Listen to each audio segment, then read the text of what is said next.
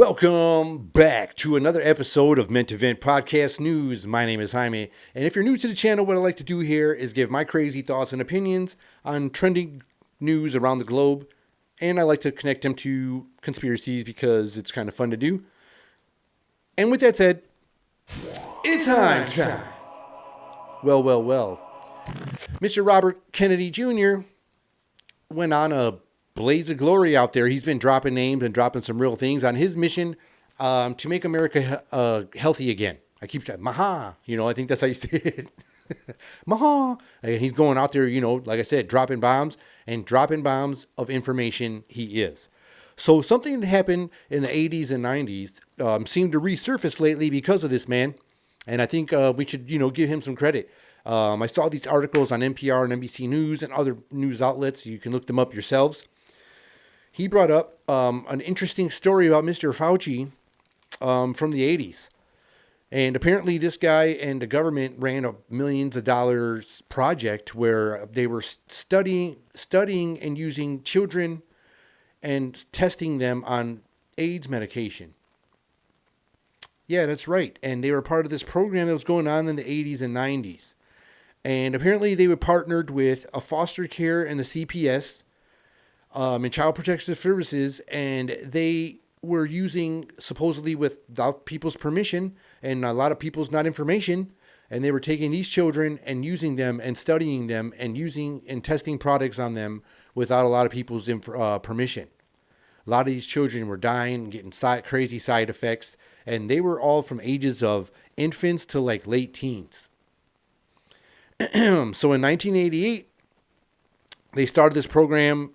They started the NIH, and apparently these people were the ones that were looking for ways to, I guess they were looking for exciting ways to treat the disease in children.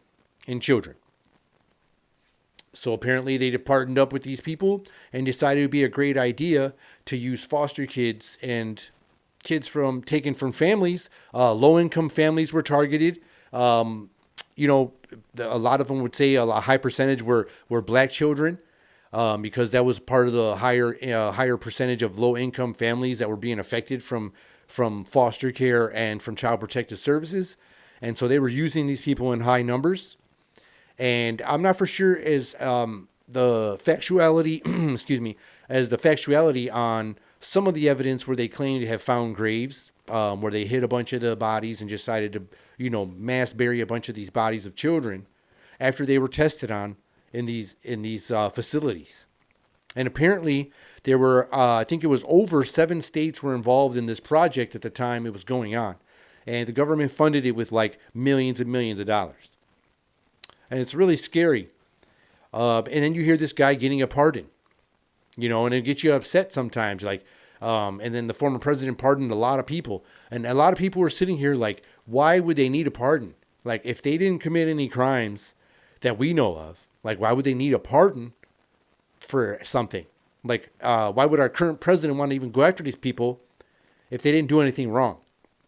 But apparently this guy, has a pardon, a full pardon going on from protect him from whatever the heck's going on. And then a story like this pops up and resurfaces from him from back in the day. Not even talking about all the things that happened during our last pandemic that was going on that seemed to shut everybody down and change a lot of things that still are affected today. There's some things that happened then that still are just, nothing has been the same since then. I mean, sure, things are going, people can do things, but some things are affected on the long term. And it's very obvious, and it's really wild because of something like this. And someone needs to be held accountable if these things were actually crimes involved. If they were actual crimes involved. I apologize for that. And we should look into more and try to look into more of these information. Like I was looking up, like I said, I got the information. There's an article from NBC. There's one on NPR. And numerous websites are out there. WikiLeaks breaks it down. Shows when the NIH started and when they decided to team up with another doctor and Fauci to get all these tests going on. Things were working so much, they decided, to keep working on this program until the program ended around sometime in the 90s, which is wild. The prime, who knows what started after that? What other creepy projects we could find out if we all sit there and do a little research. I spoke on it before. We should, leave Bigfoot and the aliens alone for a little bit and try to get on some of these crazy sicko scientists. What if they're getting the ideas from these sickos? We got to find out and, start picking and prodding with using our platforms. Some of these people with the super big platforms, we could be sitting out and using effective, intel like this.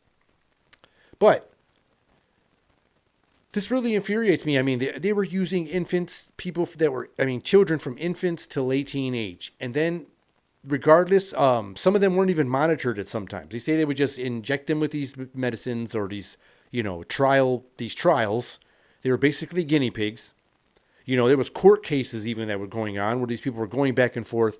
The doctors didn't even believe some of the judges didn't believe the validity of the stories when some of these doctors were exposing these things.